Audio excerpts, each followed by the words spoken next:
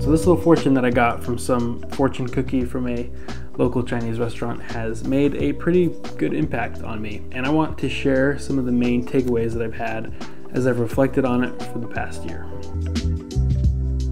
The first takeaway I got when I first opened it was having an abundant mindset rather than a scarce mindset. So I grew up in eastern Idaho, which has a lot of farmland and a lot of potatoes, but there's a lot of farmers there, and farmers are notorious for being pessimistic and having a very scarce mindset. And I can't really blame them, because your crops are your livelihood. If you have a bad year, then you're in trouble. There's years you may not get enough rain, and there's years you might get too much rain, and your end product is not very good, and that can be really stressful on a farmer, that a lot of the elements are out of their control, and so they have to train themselves that they can live within their means and not go outside of that. And this is a mindset that is kind of worn off on a lot of people, that your resources are limited and you're not going to be able to create more of it. And so you need to keep what you have and guard it preciously, because there's not going to be any more. So people can view it as crops or all sorts of other things.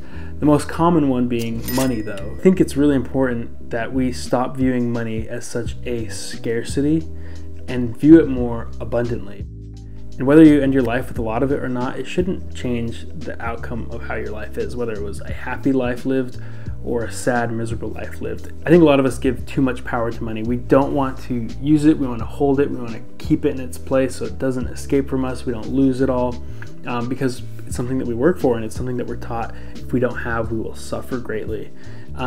And I don't think that's healthy at all. I don't think we should be living that way. Of course, there's always a balance to this. I'm not saying go book a vacation that you can't afford, or buy a house that's more than you can handle, or throw out budgets altogether. I'm just saying, don't view your resources like money or whatever else might be as such a scarce, finite resource. The second thing, if you want to go somewhere, it's not possible to go there unless you're willing to give something.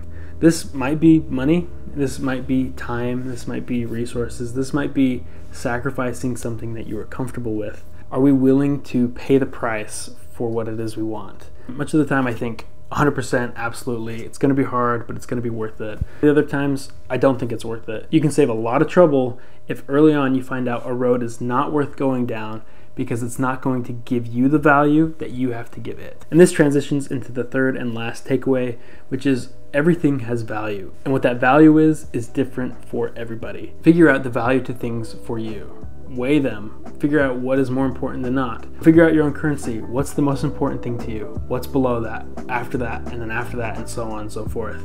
And if you're able to figure that out, it's going to be a lot easier to figure out what you're willing to give, what you're willing to get, and where you're willing to go.